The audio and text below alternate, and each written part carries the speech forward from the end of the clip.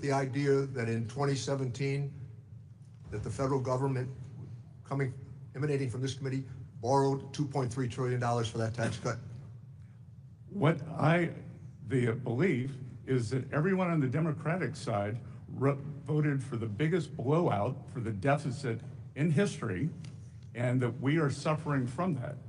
This past tax year, we will have between a 6.5 and 6.7% deficit, so I find it very difficult to be lectured to by people who created the largest deficit in history when we were not at war and not in a recession. So I negotiated with Secretary Mnuchin the pandemic relief bill. If that's the reference point, that's where overwhelmingly the money went. That was not a bad infusion of money. It worked. The Economist magazine and the Financial Times said in January, the American economy was the envy of the world. I yield back my time, well, Mr. Chairman. the spending was not the envy of the world. I'm pleased to recognize the Vice Chairman of the committee, Mr. Buchanan.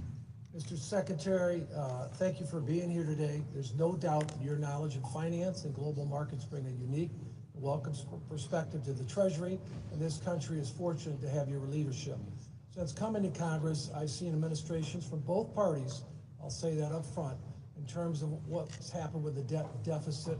I want to get your perspective. I mean, the reality is, last 20 years, over $20 trillion in additional debt. I remember in the 80s, frankly, where we had the junk bond markets. If I look at all these younger people out here, what we're leaving them is deplorable. And I just want to make sure that we're giving as much consideration as we can to that. 49 out of 50 governors have to balance the budget. It's my biggest issue up here. It's not about one party or the other. It's both parties have done little or nothing in this area, and it needs to get addressed. When you spend last year, you take in $5 trillion, spend $7 trillion, and you average over $1 trillion a year for over the last 20 years. We need to get real about it, because again, in the 70s, in the 80s, all the junk bond, I seen what happened with all the markets and all that. So can you I know you touched on it, but we'll get into the pro-growth things in a minute. Can you just touch on it, your thoughts about where we're at and where we're going as it relates to that? I know we've got people looking at making cuts, but I do want to get your perspective on that. Congressman, I've enjoyed our conversations in the past. You, as a very successful private businessman, understand the power of this tax bill, especially in the expensing. You and I discussed it in great detail. And look, we do not have a revenue problem. We have a spending problem. We are right in line with the long-term revenues of approximately 17 to 18% of GDP. What we've seen here is a blowout in the spending. And as I was saying, last fiscal year was something we have never seen before. We have never seen a deficit to GDP this large when we were not at war, or not in a recession, or not in a pandemic. Yeah, But Mr. we could Secretary, call that a war. We only have 5 minutes. Let me just mention just real quickly. You mentioned, and I just want to get this in, that 100% expensing is like jet fuel, and 199 is huge. These are huge opportunities to make a big difference for small business, but to me, it's because I'm so passionate about it, because they're the job creators.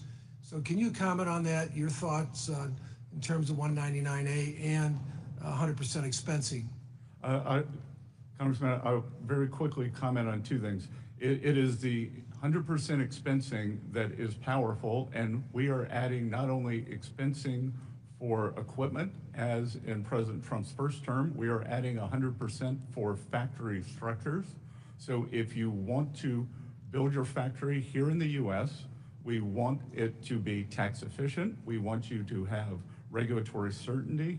We want you to have quick permitting, and that is likely the single most powerful aspect.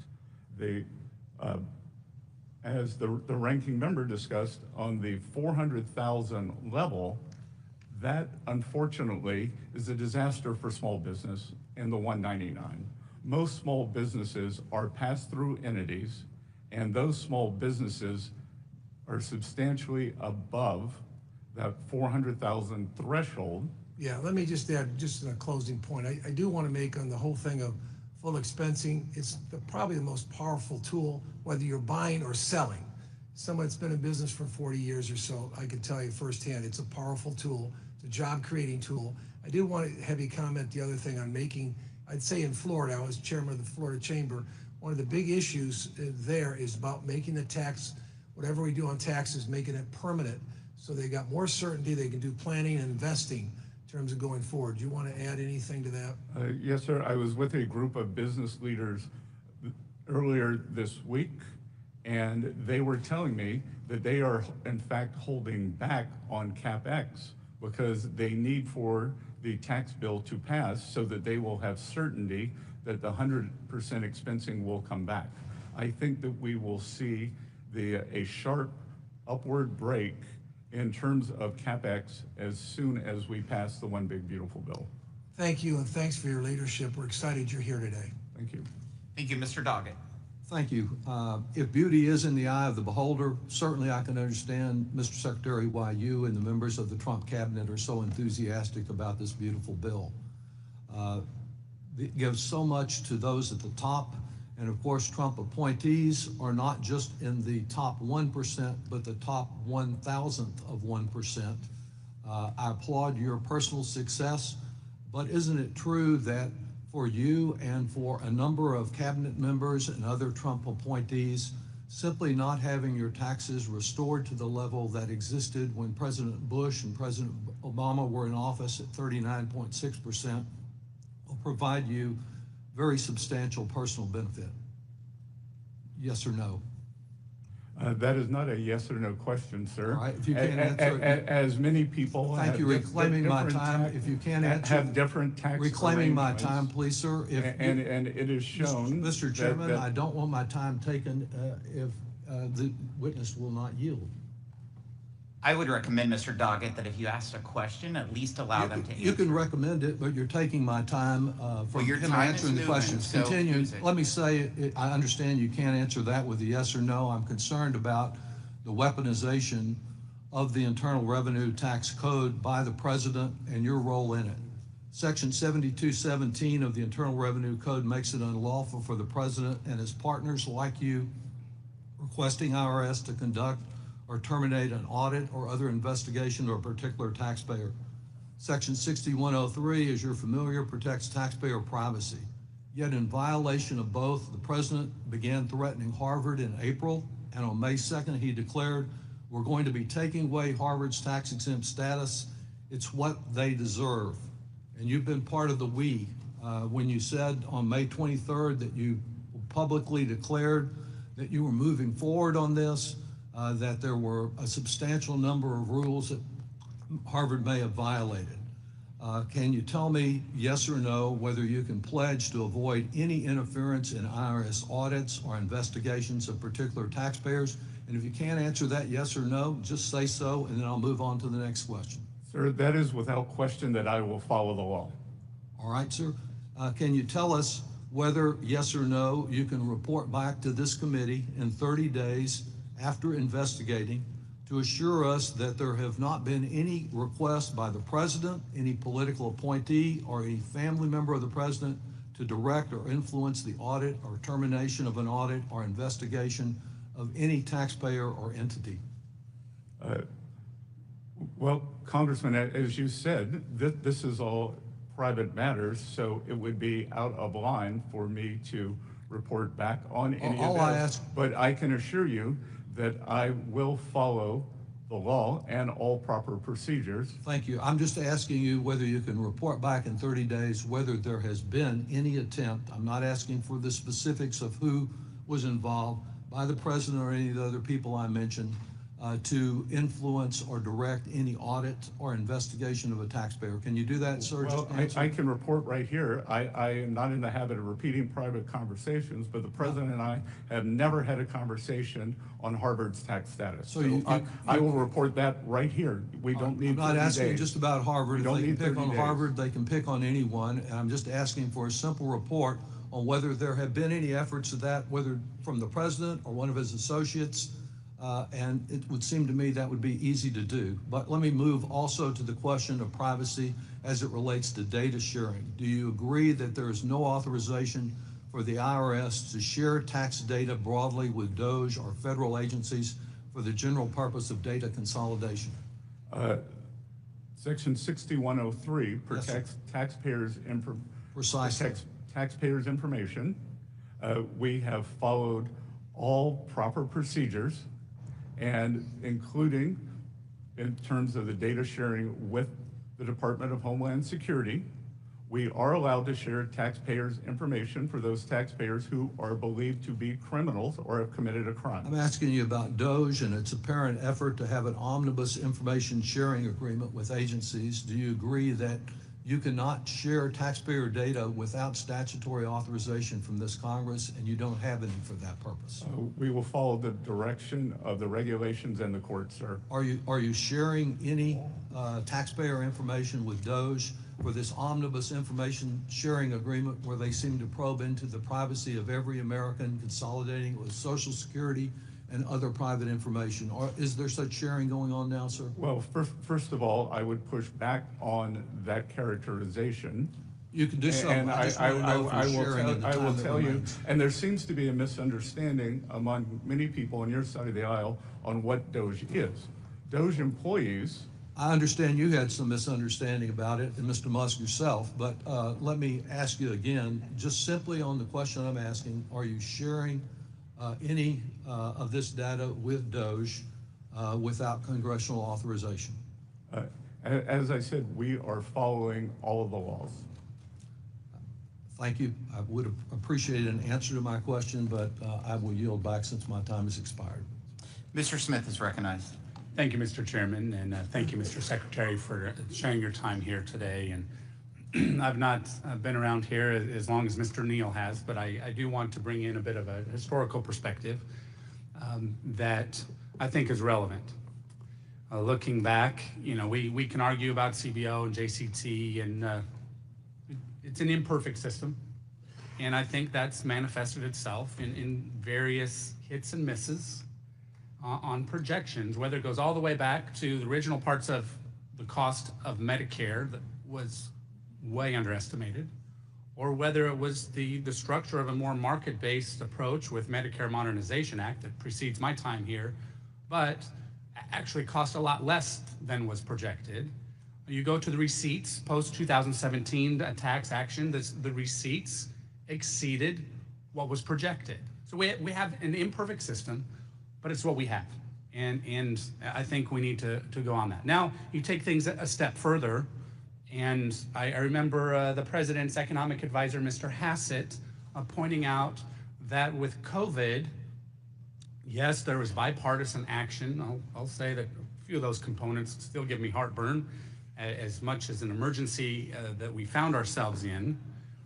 But when, at the beginning of COVID, when unemployment spiked and the GDP dipped, Congress acted. By the end of 2020, GDP was back to about even. New President Biden was advised not to spend what he insisted on spending.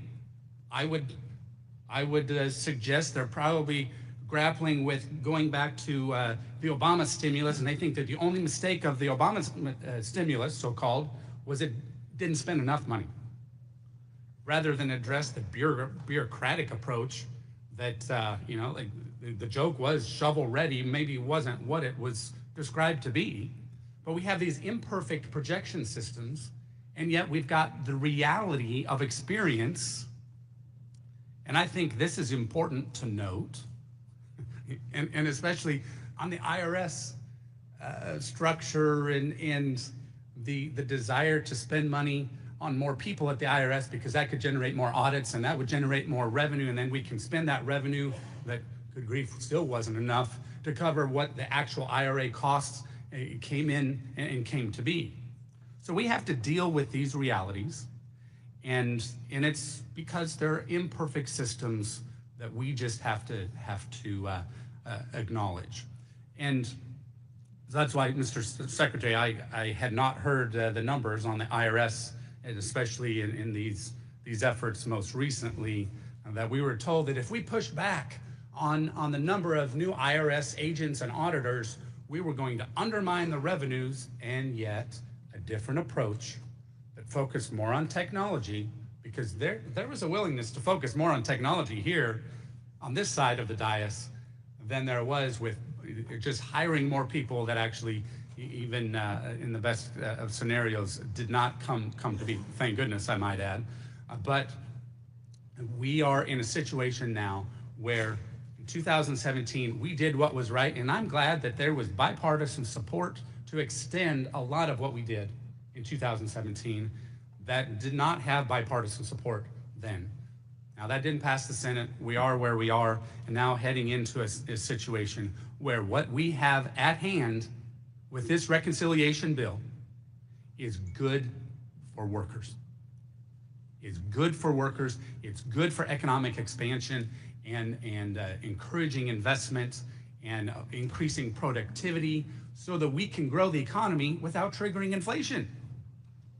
President Biden was warned not to push more spending by Democrats, I might add. I think of Mr. Summers primarily, advising against that. Did it anyway. We are still paying the price. We're trying to dig out from a lot of that. And that's why we're doing the bill that we are. Gosh, I have other things that I'd love to ask questions on.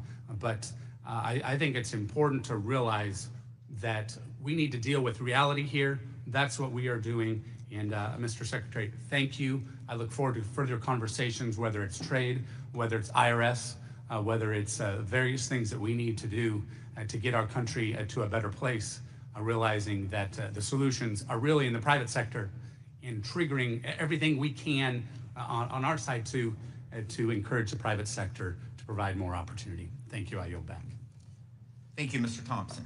Thank you, Mr. Chairman. Mr. Secretary, thank you for being here. You know, the economic outlook of the United States has soured a bit since President Trump assumed office. We've gone from record lows in unemployment, historic growth, and lowering inflation to unprecedented trade wars, volatile markets, and low consumer sentiment. And for the record, Mr. Chairman, I would like to enter surveys from consumers from the University of Michigan, a trade war impacting the shipping economy, and the OECD article on the downward turn in economic turn in the U.S. Without objection. Thank you. This is only made worse by the Republicans' big, ugly bill and the administration's proposed budget. I have a few items I want to raise with you, Mr. Secretary, but given our limited time, I want to focus on the projected impact of the reconciliation legislation. Economists from the CBO, the JCT, the University of Pennsylvania, Yale University, the Committee for Responsible Budget, and the Bipartisan Policy Center have all projected that this legislation will add trillions of dollars to our national debt. Experts have also projected that close to 16 million Americans will lose access to their health care, and 11 million Americans will lose access to nutrition benefits. These figures aren't coming from Democratic talking points. They're coming from economic experts with years of expertise. Yet, Mr. Secretary, you have time and again gone public and said that you dispute these claims. I believe you're a very intelligent and very competent individual. You're a Yale graduate, an adjunct professor, served as the managing partner of the George Soros Fund Management Office in London, and led Key Square Capital Management, a global hedge fund, and you're a billionaire. So the question I have is, why is it that you seem intent on disavowing any and all expert opinions that are inconvenient to your political agenda? Unfortunately, it strikes me that you are hell-bent on ignoring the warnings of any independent expert whose opinions may not serve your goals. When you worked in finance and your analyst told you that a proposal was a bad idea, I suspect that you listened to your analysis and didn't just accept the deal because the person proposing it said they were wrong and that their deal was a good deal. That would be wrong, it would be irresponsible, and it would be dangerous. I would submit that in the position that you have now, it is even worse. It's more wrong, it's more irresponsible, and it's more dangerous. Mr. Secretary, can you point to one independent study, one study performed by an expert PhD economist who is not on the payroll of this administration that says that this legislation will not add to our national debt? Well, Congressman, if Yes or no? Can you point to one? if we want to look at the CBO, which No, I'm not asking you, is there an independent expert that you can point to that says that this bill will not add to our national debt? Yes or no? yes, There is? yes, What are they? Art Laffer, Pardon me? Art Laffer. Art Laffer? Great. That I don't think that one counts. Mr. Secretary, did the 2001 Bush tax cuts add to our debt? Sorry? Did the 2001 Bush tax cuts add to our debt? Yes or no? Again, Congressman. Yes or no? I think it's important to look at framing here. Okay, I'm reclaiming my time. It's clear that you're not going to answer the questions that are asked. And let me make it real simple for you. The Bush tax cuts added to the debt. The second round of Bush tax cuts added to our national debt. The last Trump tax cuts added to our national debt. And every expert will tell you that the proposed Trump tax cuts will also add to our national debt. That is the honest answer, and I would have expected you could have just given us a yes or no on whether or not these preposterous tax cuts that will benefit clearly the most wealthy people, the people who don't need a tax cut in this environment, will add to our national debt. This is bad public policy. It's bad for the American taxpayers. It's bad for our economy, and it's atrocious for our future in regard to the national debt. And I yield back. Next, we have the chairman of our tax committee, Mr. Kelly. Thank you, Mr. Chairman. Thank you for holding me. Mr. Secretary, thanks for being here today. We get into these back and forth, and it comes down to who struck John. I think both sides of the aisle can talk about things and policies in the past that caused wherever we are today to be wherever we are today. The question isn't about the history of how we got here. The question is, how do we remedy it? How do we fix it going forward? I'm from the private sector. And I really do believe before anybody should ever serve in public office, they should have been in the private sector and worked where they got paid on commission only and had lost their job at least once and had faced an unbelievable task of trying to keep your business open when there was no revenue coming in. So I don't want to grill you and all these things of asking you a question and not allowing you to answer it, because that seems to become the thing. I'd rather go back to consistency and certainty. The hardest thing for anybody in the private sector is trying to figure out what the next administration is going to do, or what's going to happen at midterms, and whether I'm going to make an investment or not going to make an investment, because that can change overnight. I get that, and I'm sitting here now and I'm trying to figure out, no wonder hardworking American taxpayers have lost faith in the way we operate. But I just want to ask you this, because I think it's really critical. So I have kind of a little bit of a football background. I look at this, we're in the fourth quarter now, it's a 2-minute warning and no timeouts left. I want you to share with us what could happen, and forget the Potomac amnesia about who's responsible for it. Let's go to what actually is going to happen if this bill doesn't get passed. How is it going to affect hardworking American taxpayers? Congressman, good to see you again. It is what we call in economics a sudden stop. It would be cataclysmic. It would be the largest tax hike in history. It would be a disaster for businesses, for working Americans, and for our status in the world. That to have this happen, we would see increases in taxes on thousands of dollars of working Americans. We would see business contract, and we would see a substantial increase in the unemployment rate. So as you look at what's taking place right now, and I think there's always the back and forth about do these tariffs work? Do they not work? Just from a standpoint, your background is incredible. Is incredible for you to be in this position today. So I want to thank you for doing that, because you stepped out of a pretty comfortable life where people weren't firing questions at you and not allowing you to answer them. Just going forward, and you told people just now what's going to happen if we don't get this passed. So what is it that in addition to what we could do that we're not already doing? Congressman, it is certainty and permanence. As we have seen, the corporate tax rate is permanent. That is, we are not arguing on that here. Businesses have great certainty. Households do not. Small businesses do not. And this administration, myself especially, given my small town roots, they are laser focused that Main Street can do well here. And Main Street is a series of small business owners who work every week to make payroll.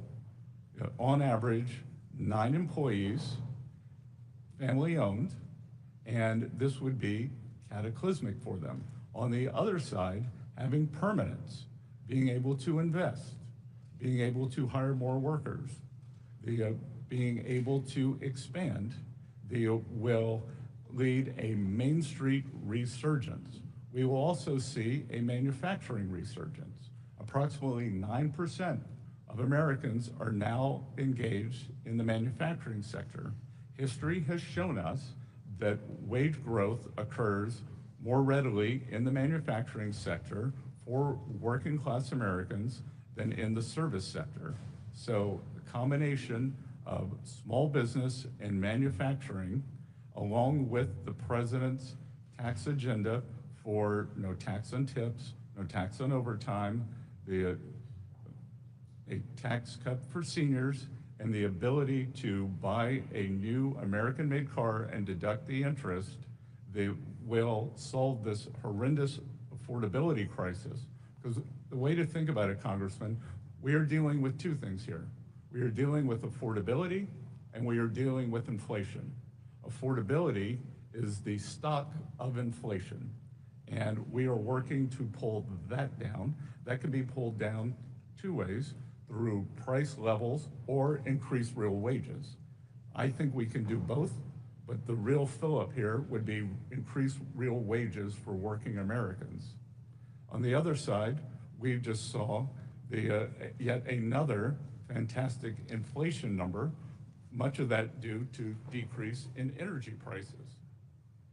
Thank you for being here, and again, for you to step out of your private life was very comfortable. To step into this arena, I can't tell you how much I appreciate it. Thank you so much for being with us today and your service. We appreciate it. Thank you, sir. Thank you. Mr. Larson. Thank you, Mr. Chairman, and thank you, Mr. Secretary, for coming before the committee as well. It's pretty clear, and listen, who needs to get into arguments when you need answers?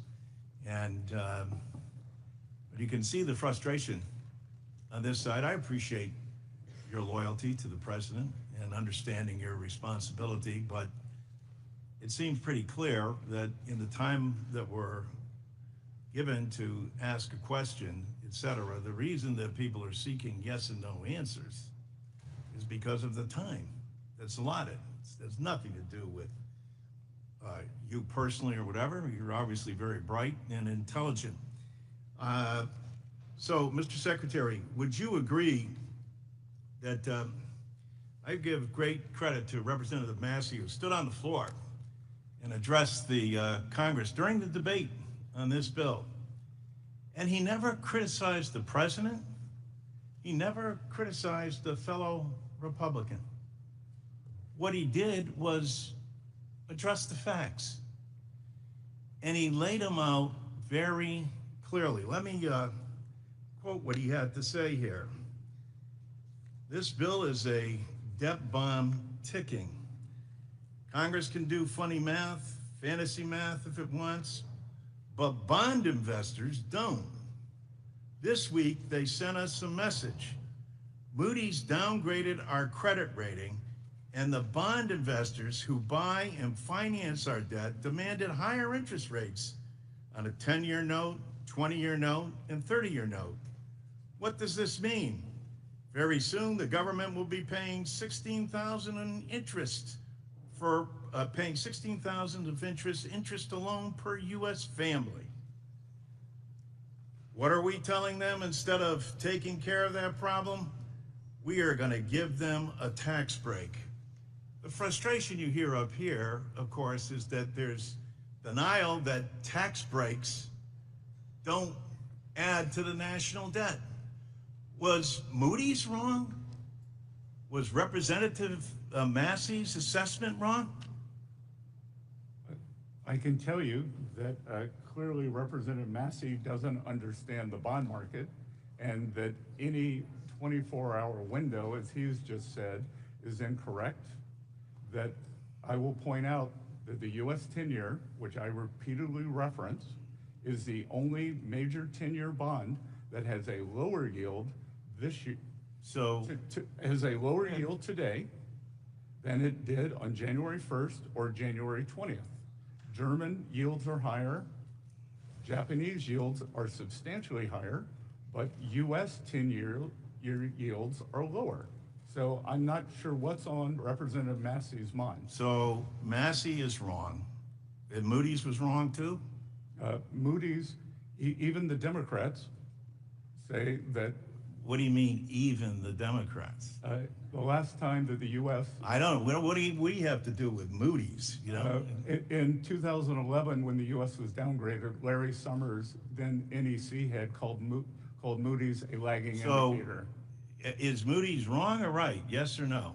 Moody's is a lagging indicator. Okay, and so anyone who you can understand the frustration, and I appreciate your Moody's intelligence and ability to talk over. But when we're addressing the American people and we're in a hearing like this, someone as bright and as capable as you are could explain to the American people and still remain loyal to the president, loyal to our colleagues on this dais who supported the bill.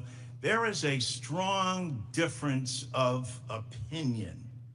And that's what is being expressed here, opinion. There's no focus or dedication on the actual facts. We'll find that out, and people on this aisle are saying, well, don't worry, there's going to be no impact on kids not getting food, 16 million people being kicked off of their health insurance. That's some mirage. That's some fictitious notion that Democrats have made up. And this national debt stuff, well, whether it's Moody's, whoever it is who has come out, whether it's the Wharton School, they're all wrong or misguided or uninformed, as Secretary Massey was. I yield back. Mr. Schweikert. Thank you, Mr. Chairman. Mr. Secretary, how's the jet lag? been better. Yeah, it's better. Look, it's impressive, but I don't know if you get frequent flyer miles for all this traveling. No, but I take my responsibilities of reporting to Congress very seriously. No, we appreciate you making the effort to get here. I'm going to give you something that's a little bit different, but it's more some of the things we specialize with the Joint Economic Committee and those.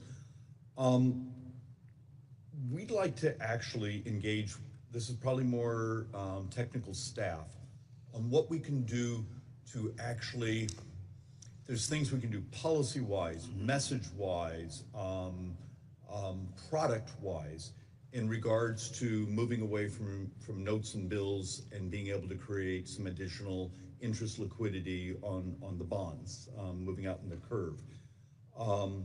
And with past Treasury secretaries, we've done presentations on everything from Professor Schiller's Trill's idea, where it's a bond, but it actually has a slight attachment to as an equity interest in the U.S. tax receipts, so therefore it's sympathetic with tax revenues, to things you've actually written about, or your team around you have written about, certain gold indexes and other things for long-term debt. My interest is very much, and this is intellectual conflict many of us in Congress have. The substantial portion of growth of debt is demographics. You know, we don't like to tell people the truth, but we have a dramatic shortage of young people in the country. Today, compared to 20 years ago, we have double the number of people 65, but our 18-year-olds are exactly the same as 20 years ago. It's demographics. And we're going to try to make demographics partisan because that's what we do. How does someone like me work with your team to actually give you product ideas, messaging to the markets and liquidity that going long on the curve is stable, and we're going to be there to protect our full faith and credit? Congressman, you raise a very important issue, and what you're talking about is something called the dependency ratio. The U.S. is the only major industrialized economy where that ratio is roughly stable. It is in slight decline.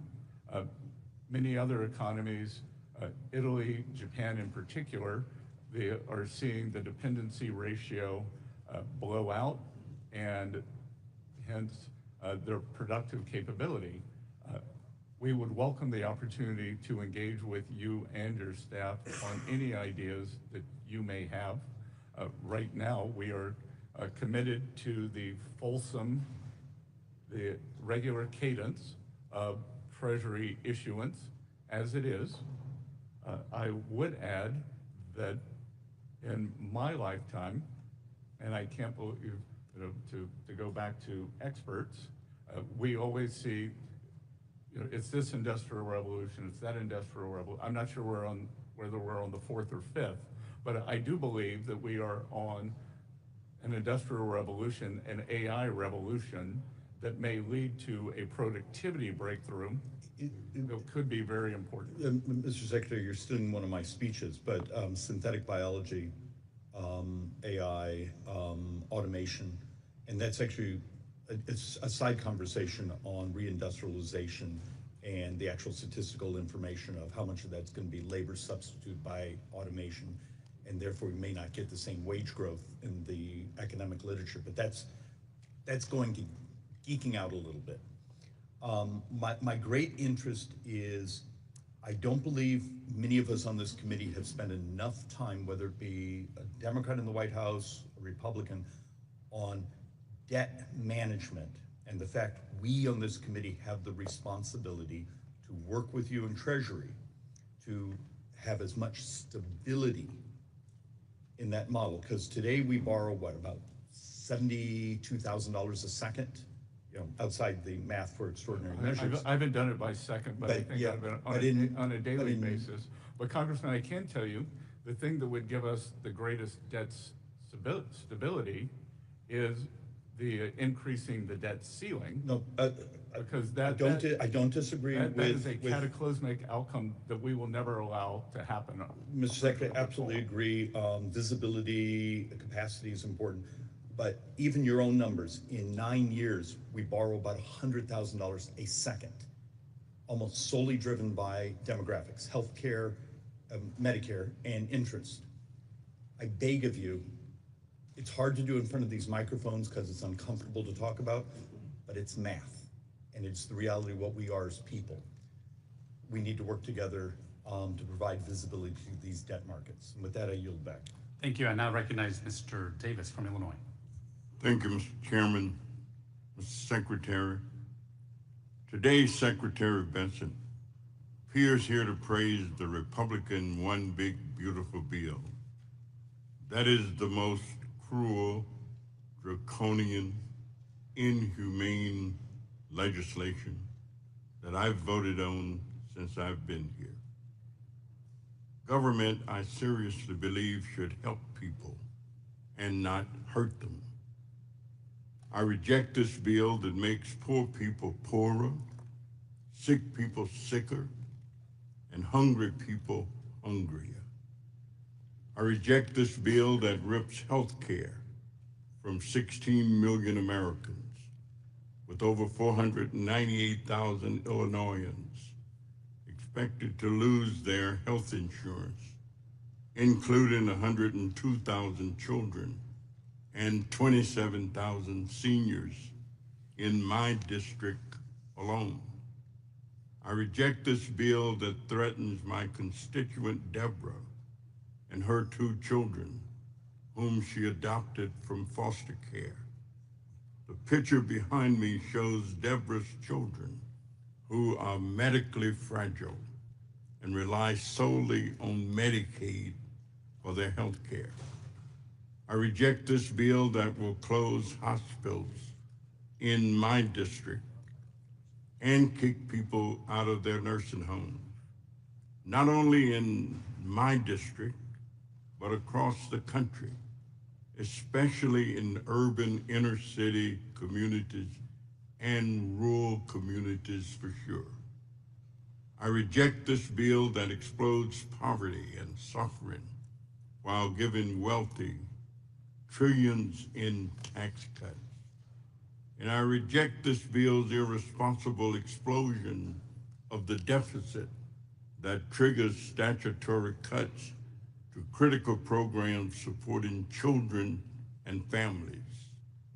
These pay-go reductions would eliminate funding for the maternal, infant, and early childhood home visiting program, known as MACV, that have proven to improve mother and child health, family safety, and child development.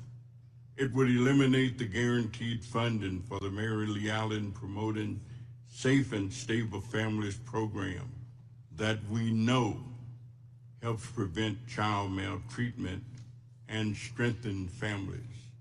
It would eradicate the social services block grant that provides substantial investment in child care, child welfare, and adult protective services. These egregious cuts alone will cost Illinoisans over $72 million and hurt Illinois children, seniors, and families.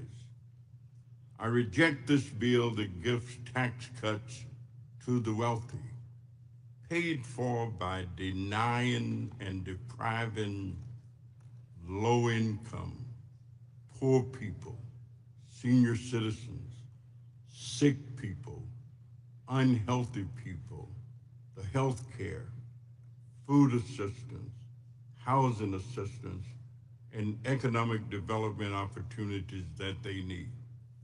This bill reminds me that there is something rotten in Denmark.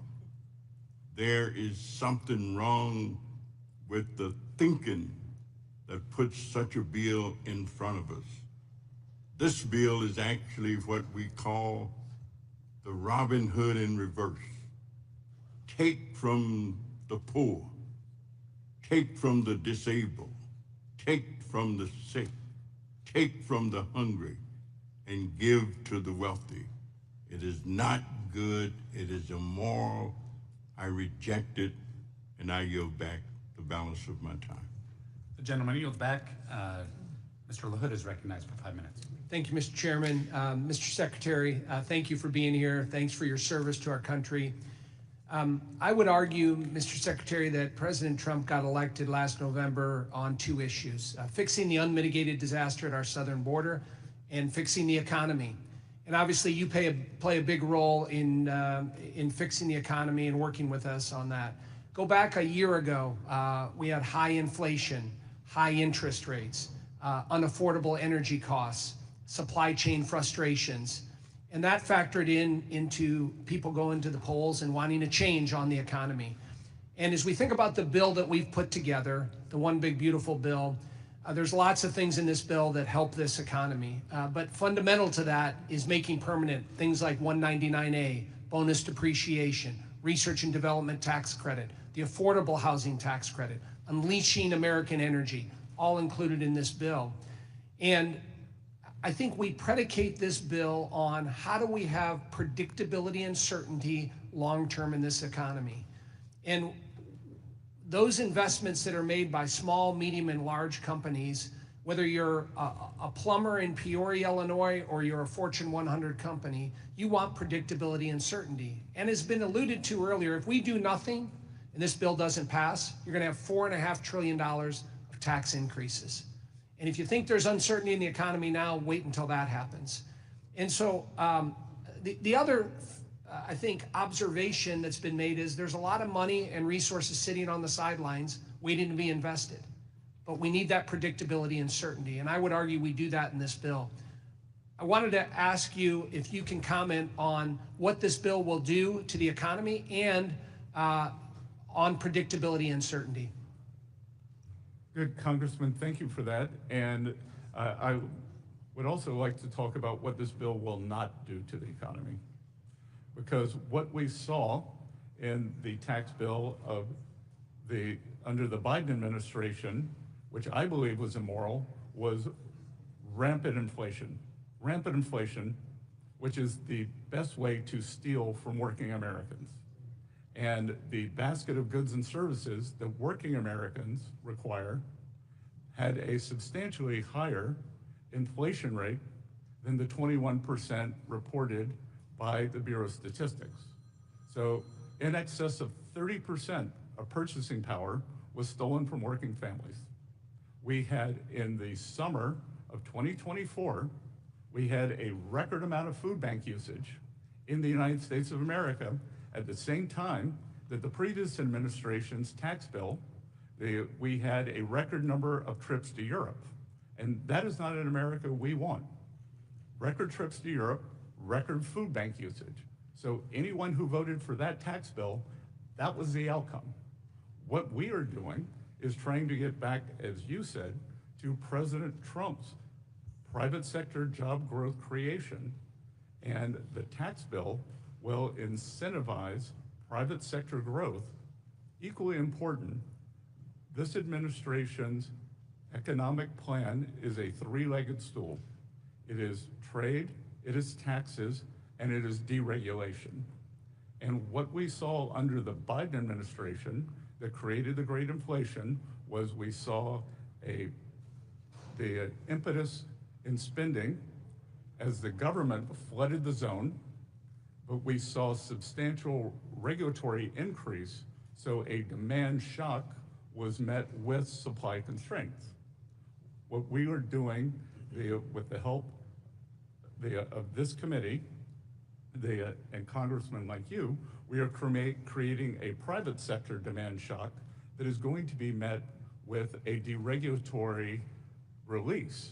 So we will go back to 2018 and 2019. We will have strong growth and it will be non-inflationary.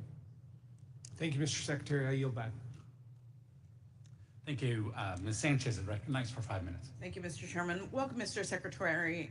There was no tax bill passed during the Biden administration, and I know that because I served on this committee during that administration. So I just wanted to clarify that.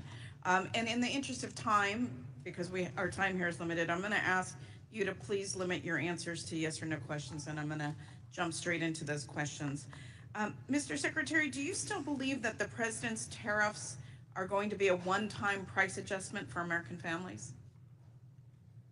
If prices go up, they will be one time.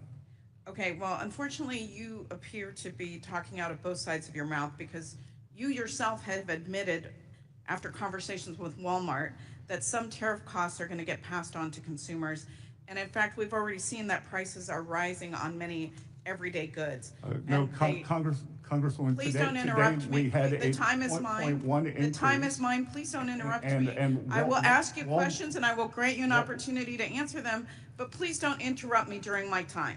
With pleasure. Okay, I know I'm a woman, but please try to limit yourself to answering my questions. No, I'm sorry, but we get talked over all the time, and I don't want that to happen at this hearing. I would remind members, the gentlelady is recognized. Please proceed. Thank you. The time is mine. Clothing is going up 20%. Shoe prices and canned goods like chicken noodle soup and canned fruit and microwave meals have gone up 15%. Toys are getting more expensive. Walmart just raised the prices of dinosaur action figures by 38% and baby-born dolls by 43%. Household goods like drills, toolkits, vacuums have also gone up.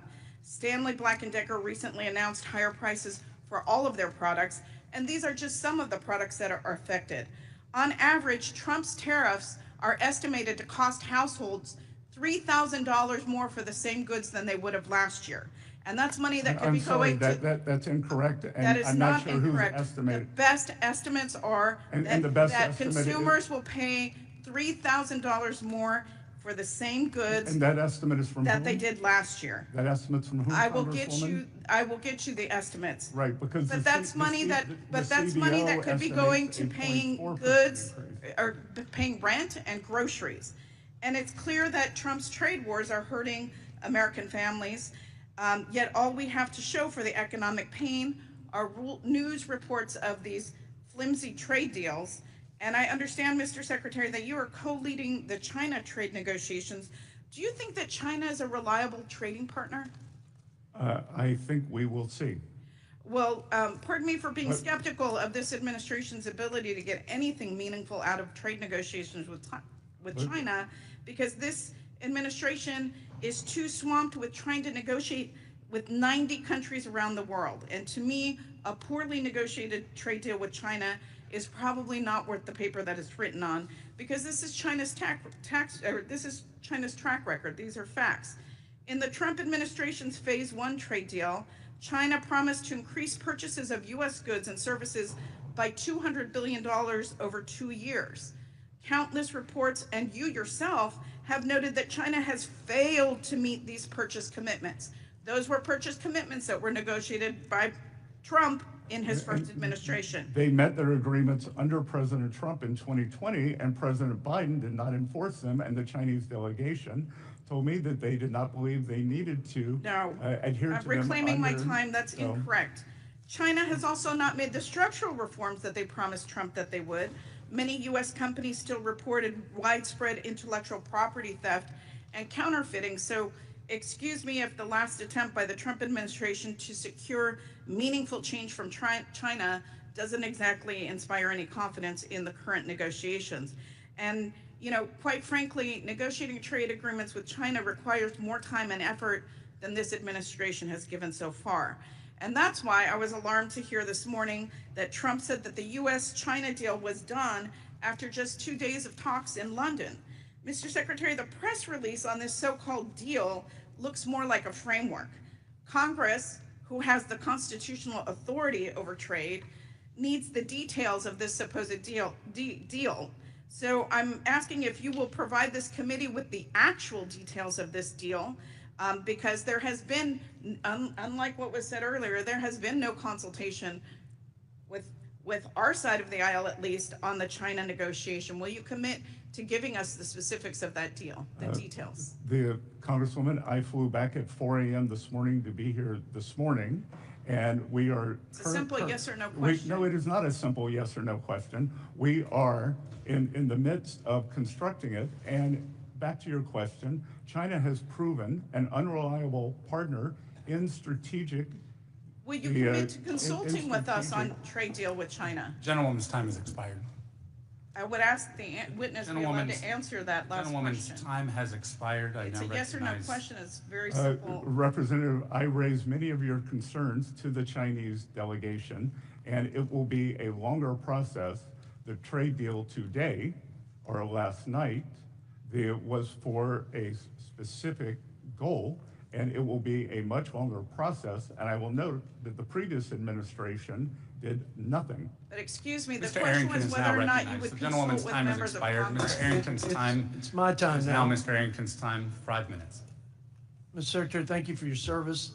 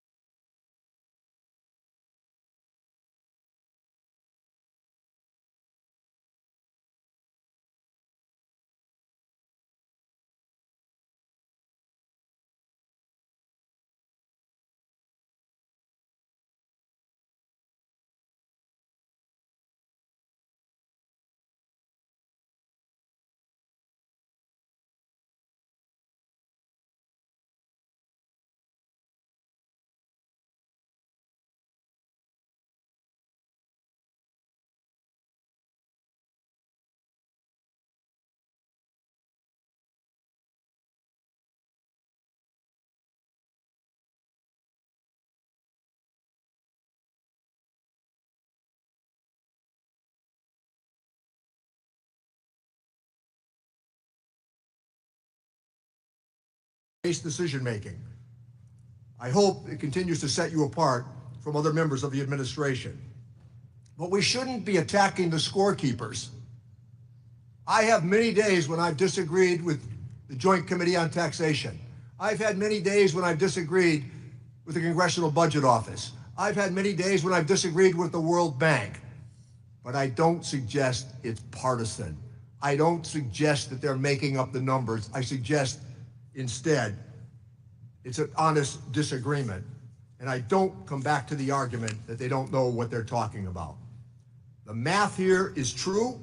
It's projected correctly. $4 trillion at least to the national debt.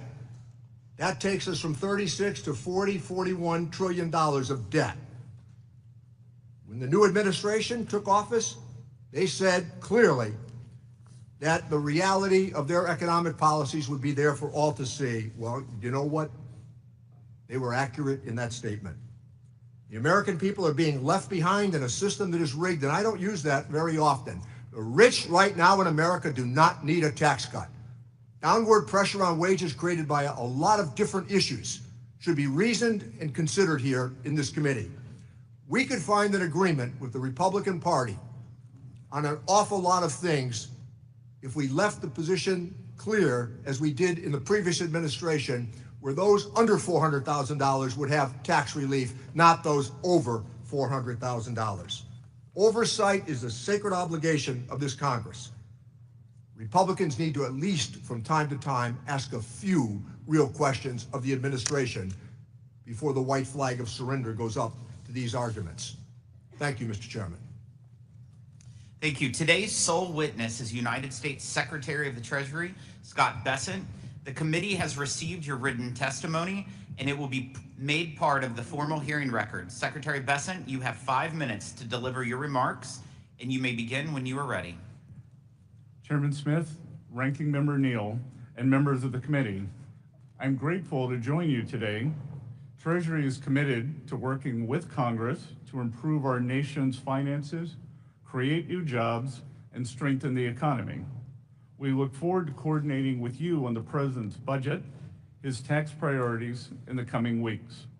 As part of this effort, I wish to highlight today the Treasury Department's efforts to advance President Trump's economic agenda on tax and trade. First, tax. I'm pleased to report that Treasury has just completed its most successful tax filing season in years, and we did so while improving efficiencies and cutting costs at the IRS. Critics of the President's efforts to modernize the IRS warn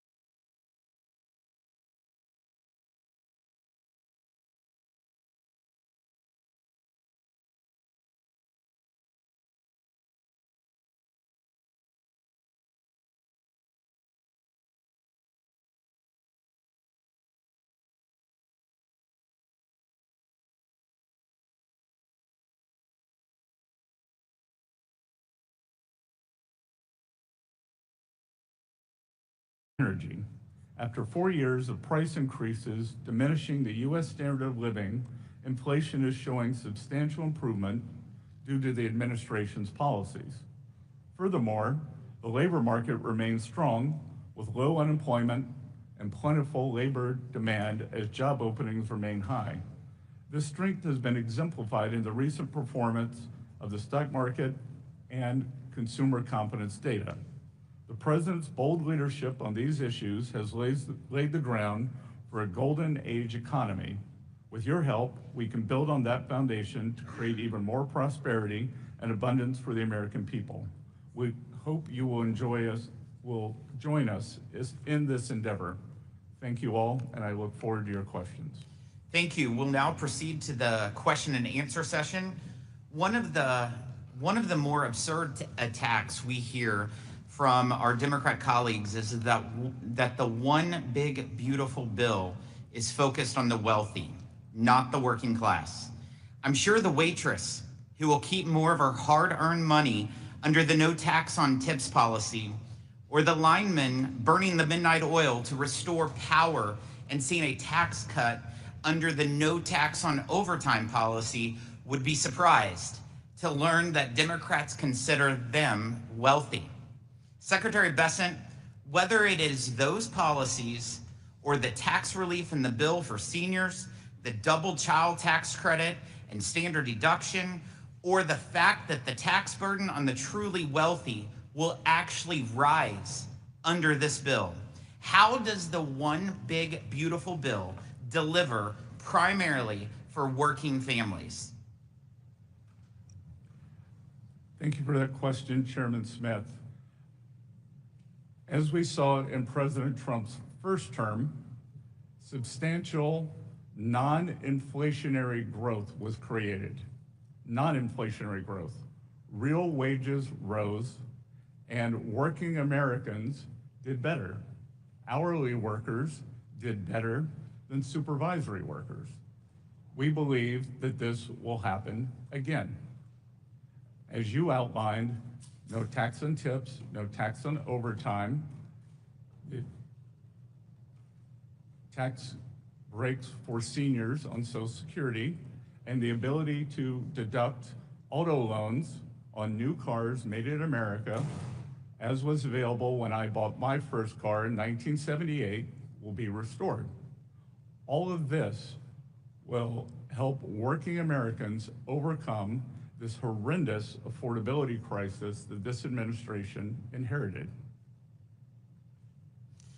The Biden administration negotiated a global tax scheme through the Organization for Economic Cooperation and Development that would rob American taxpayers of $120 billion and would discriminate against American businesses. President Trump issued a day one executive order opposing the Biden administration's global tax surrender. In the one big beautiful bill, Congress provides the president, in line with that directive, specific targeted authorities to fight back in the event nations impose a discriminatory tax on American businesses, such as a UTPR. Last week, members of this committee met with an ambassador who was specifically concerned about how this provision would give the U.S. the ability to stand up for American businesses and respond to an unfair tax his country has imposed on American job creators. Secretary Bessent, why is it important for the Treasury Department and the President to have strong protective measures like the one provided in the one big beautiful bill to fight against foreign taxes that discriminate against American companies? And how will the administration ensure that the use is targeted and in a manner to protect or replace U.S. tax revenue? Mr. Chairman, for whatever reason, the previous administration chose to outsource American sovereignty on tax matters, and the Trump administration believes that is unacceptable. Unacceptable. Many other countries would seek to pull in revenues from U.S. multinational corporations into their treasuries. And rest assured that the provisions in the One Big Beautiful Bill to combat this are a staking out of our fiscal sovereignty. The U.S. tax system will stand next to what is called Pillar 2, and other countries are welcome to relinquish their fiscal and tax sovereignty to other nations. The United States will not. So this bill will allow us to prevent our corporate revenues from being drained into foreign treasuries, and that is in the hundreds of billions of dollars. Thank you, Secretary. President Trump is also using tariffs to level the playing field and demand fair treatment for American workers, farmers, and manufacturers. Secretary, you are on the front lines of the president's economic policy agenda, including through your lead role in trade negotiations to demand fair treatment from China over the last couple days. How do the president's trade policies and tariffs and the total reset of our unfair trade and investment relationship with China that President Trump has led fit into the broader effort to reorient America's economy toward one that serves the working class instead of just the wealthy elites? Mr. Chairman, China currently has the most imbalanced economy in the history of the world. They now have an approximate 30% share of global manufacturing, and they continually grow their manufacturing base. They are in the midst of a real estate downturn, some may cause a crisis, and they are trying to export their way out of it rather than take domestic measures such as increasing consumption, dealing with banking problems, or dealing with the real estate crisis. They cannot be allowed to export their way back to prosperity, which would mean substantial decreases in the standards of living, not only for the United States working Americans, but for working citizens across the world. Our negotiations with all countries seek to bring fairness. And I will echo President Trump's remarks. There are 18 important trading partners that we are in fulsome negotiations with. Many of them are coming to us with unimaginably good trade deals to bring down tariffs, non-tariff trade barriers, which the academic research has shown can be even more pernicious than the tariffs, currency manipulation, and the subsidy of labor and industry. But as these countries come to us, and I look at the list, and I think, how could this have happened? How could this have happened? That the United States willingly became party to such unfair, and unbalanced trade. And as President Trump has said, I don't blame the other countries. If you could get away with it, you should. It was those sitting behind the resolute desk or those making trade policy who've allowed this to happen over 40 years. And we are determined to rebalance that for the American people. Thank you, Secretary. I now recognize the ranking member for any questions he might have. Thank you, Chairman. So maybe we could stick to a couple of facts here, as previously discussed, and that is that if you made $1 million last year, you're going to get about $84,000 in tax relief with this bill. If you made under $50,000, you are likely to get about $1 a day. The President said that we'd have 90 trade agreements in 90 days. We're 89 short because of the manner in which some of these allies have been offended. We want trade balance for sure, but we also want to make sure that it's done in a manner that will last, not subject to the whims of the administration. I understand, Mr. Secretary, that you don't agree with some of the economic forecasts that have been projected as it relates to the big, beautiful bill. So Penn Wharton says this bill will add trillions of dollars to the national debt. The Yale Budget Lab says this will add trillions of dollars to the national debt. Well, we're 0 for 2. But how about Maya McGinnis? Not exactly known for their socialist leanings. They say this will add trillions of dollars to the national debt. Well, let's go to the Tax Foundation, hardly a left-leaning political organization. They say this will add trillions of dollars to the national debt because the money's going to be borrowed. Here, facts should matter. The advice of experts should matter. We have seen the bond market's reaction to some of these proposals. They're jittery. But you know what? In this committee, we listen. The administration is putting its head in the sand on this debt issue. The facts are going to be hard to escape. So let me turn to the impact of budget reconciliation as it relates to health care. In addition to adding trillions to the U.S. debt, the bill will cause 16 million Americans to lose part or all of their health insurance, according to CBO. We know what the consequence will be of losing health insurance for the American family. More visits to the emergency room, more postponed treatments, more bankruptcies that will come because of it. The problems that people have with health insurance only mean that later on the problems pile up. Bad health, the challenge that is now going to occur for our rural hospitals, surely many of which will be forced to close. Cutting more than